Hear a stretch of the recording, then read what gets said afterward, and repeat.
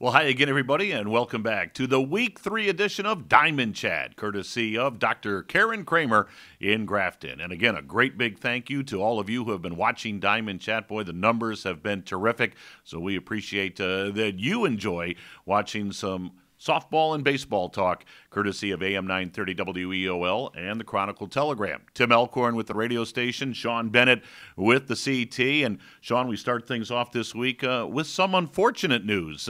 Boy, for the Amherst Softball program, some difficult news to hear. Yeah, and they come into the season with high expectations. Kind of, I wouldn't say a rough start, going 2-2 to start the season, because one of the losses, obviously, to Keystone, Right. one of the premier programs in the county and in the state. But then they found out just recently that they were using an ineligible player, so that 2-2 start is unfortunately now an 0-4 start.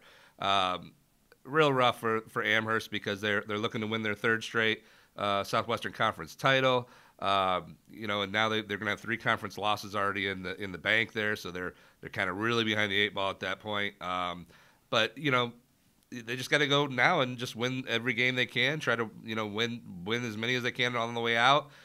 Be hot and going into postseason. And the ultimate goal isn't to win games early in the season. The ultimate goal is to win all the games at the end of the season. So that's still on the table. And obviously, this is an OHSAA rule.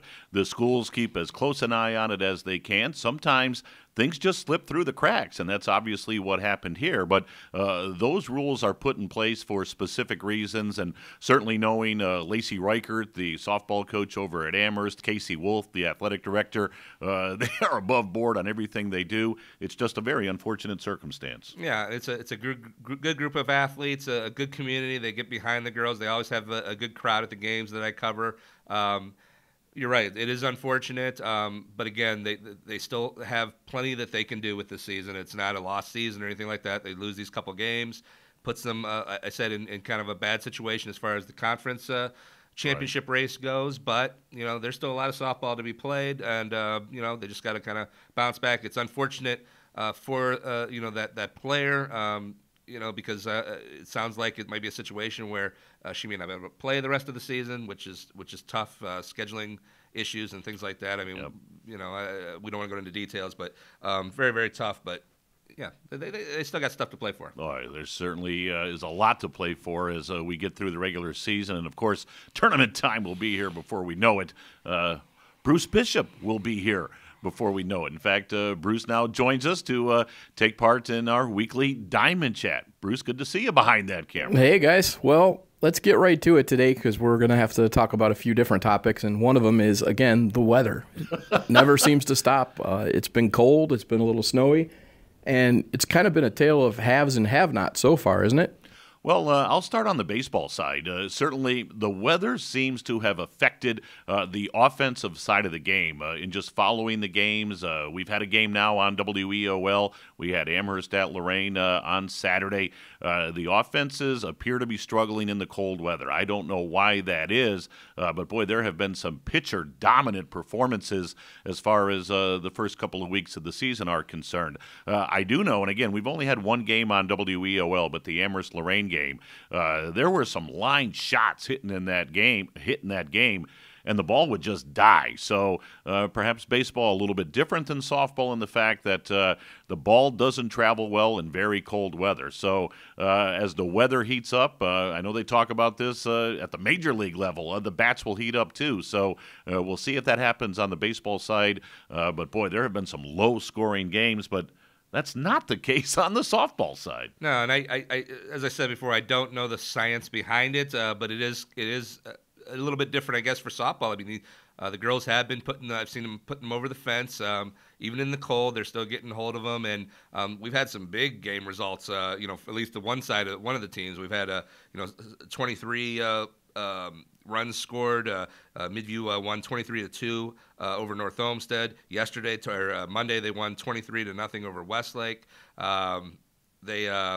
Oberlin had 32 runs in a doubleheader against Western Reserve. I mean, double-digit runs is pretty much the norm right now in softball. So for at least the winners.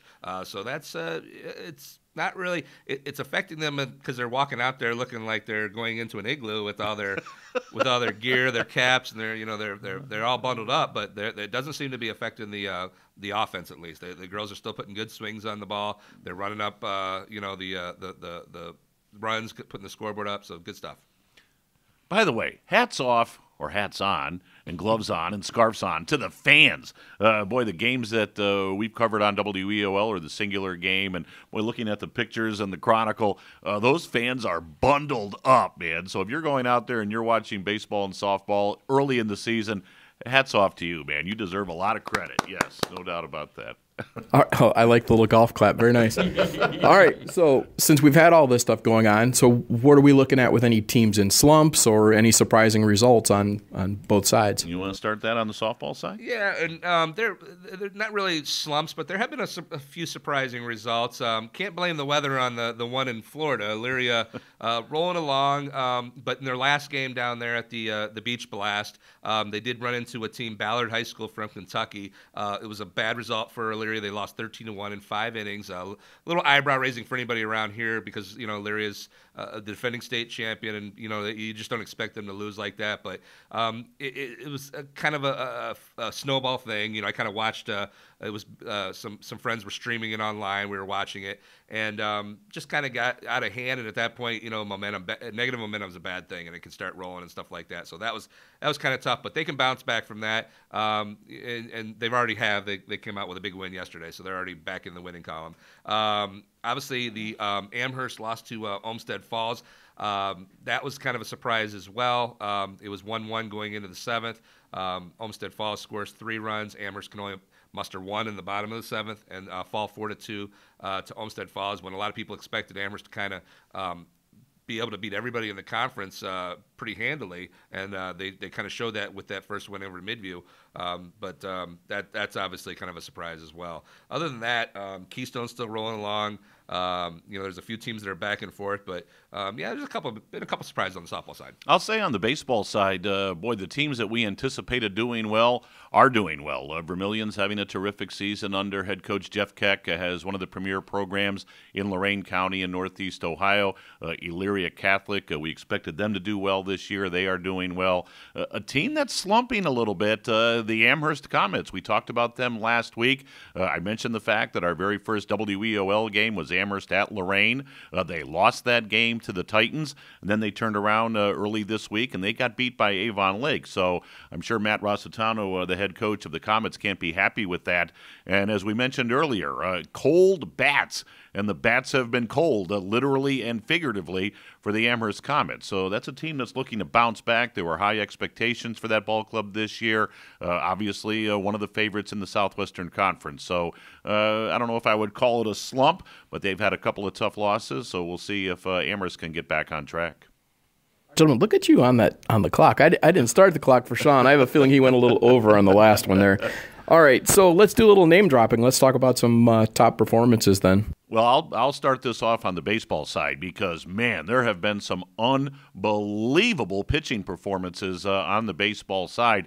We talked about that in the first segment of the show, the incredible low-scoring games that we've had so far. And, boy, there have been some dominant pitching performances before Amherst went into this little mini slump. Evan Shaver for the Comets had a 19-strikeout performance against Olmsted Falls. There's only 21 outs in a game, so 19 of the 21 were recorded by strikeout by Evan Shaver. He had a phenomenal performance. Evan Trulson over at North Ridgeville, he had a 17-strikeout performance in their season-opening win against Clearview. Jack Laird at Elyria Catholic, he was 1 out away from pitching a no-hitter for the Elyria Catholic Panthers. Julius Harrington, the game I had on WEOL, he went 6 2/3 for Lorain in their win over the Amherst Comets. Jacob Krakowski over at Avon Lake, he pitched a one-hitter in a victory over the Amherst Comets. So some incredible pitching performances out there on the baseball side. Yeah, same on the softball side. Again, my memory's not great, but I'll run through some of the ones that I kind of jotted down in my notes. Sydney Campbell's been doing it all year for Keystone. Just again, she had a shutout against Groveport Madison. Macy Godbolt with 3 RBIs against North Laurel down there in that Florida tournament. Madison Oberg pitching great for Amherst. She had several complete game performances during their first 5-6 games they've gone through. Haley Ivan 3 for 3 with 2 doubles and 2 RBIs for in a Midview win against Berea Mid-Park. Marcella McMahon for Midview with a 4 hits, 2 doubles, 5 RBIs, and she was on the mound to get that win. Kaylee Evans had an inside-the-park homer at that game. Mackenzie Cornwell, freshman for Amherst, went 4 for 4 with 4 RBIs in a win against Berea Mid-Park a couple days ago. Rihanna Rosecrans, a home run, double, complete game win for Wellington and a win against Clearview. Elena Becker, walk-off bases loaded single in the bottom of the 7th when Firelands beat New London 5-4. Brianna Rivas, 2 doubles, 2 RBIs, and a complete game with 6 strikeout win against Bay. Just a lot of good, a ton of good performances on the softball side. There's a lot of names right there. Yeah, this is the one where I'm going to hit the clock automatically. When it comes time for him to start name dropping, I have to make sure that's going. All right, so let's talk about our Bright Smile winner of the week. All right, we're going to go softball this week for the Bright Smile performance. Yeah, Bright Smile performance. We're going to give it to Ashley Strauss from Firelands. Firelands sophomore. She had 2 back-to-back no-hitters, believe it or not, on the mound. That's awesome. And at the plate, just as equally impressive. She's been having huge performances at the plate every game. Super impressive? Super impressive. Absolutely super impressive. But just another no-hitter in a 10-0 win over Oberlin. She also went 3 for 4 in that game with a triple and 2 RBIs. She is just on fire right now. She's having a great start to the season. But back-to-back no-hitters I think is certainly deserving of a Bright Smile. Yes, Bright Smile performance. So that's very, very cool. Congratulations. Yes, Bruce? I was going to say, let's give our sponsor a little love there in our Bright Smile. Oh, Dr. Kramer. Hey, where else would you go to get a Bright Smile than Dr. Kramer? Right on. Okay, so time for the walk-off, and we're going to wrap this thing up. All right, last week we did a softball walk-off with. It was with Madison Oberg over at Amherst. So this week, our walk-off with is with Michael Clarke, outfielder for the Lorain High Titans. So enjoy the walk-off with Michael Clarke. But that's going to do it for this week's edition of Diamond Chat. For Bruce Bishop behind the camera, Shaun Bennett, I'm Tim Alcorn saying once again, thank you so much for watching. Boy, the numbers have been terrific, and we'll talk to you again next week.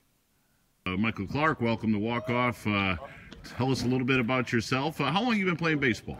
I've been playing baseball ever since I was little, like real young. So what's your first baseball memory when you were playing? What's the first thing you can remember when you were playing baseball? Hitting inside the Parkers. Isn't that your favorite moment? Yeah, favorite moment. So tell us about one of your inside the park home runs. What do you remember about it? Dead shot to center field. I was just running the bases. I couldn't stop. All right, so we're out here today now. It's a pretty cold day today, man. How do you stay warm? Even though the sun's shining, how do you stay warm in weather like this? Just got to stay active, keep moving around. Yeah? Mm-hmm. Do you do that both out in the field and the dugout as well? Yes. Now, do you dress a little bit differently when the weather is cold? You got like multi-layers on right now? Like 2 or 3 layers, yeah. You got to do it.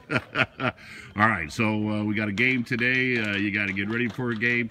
Do you have like a pregame meal that you do before every game? Gatorade fuel bars, yeah. Gatorade fuel bars? Mm-hmm. And that's the only thing you eat before a game? Yep, chocolate chip.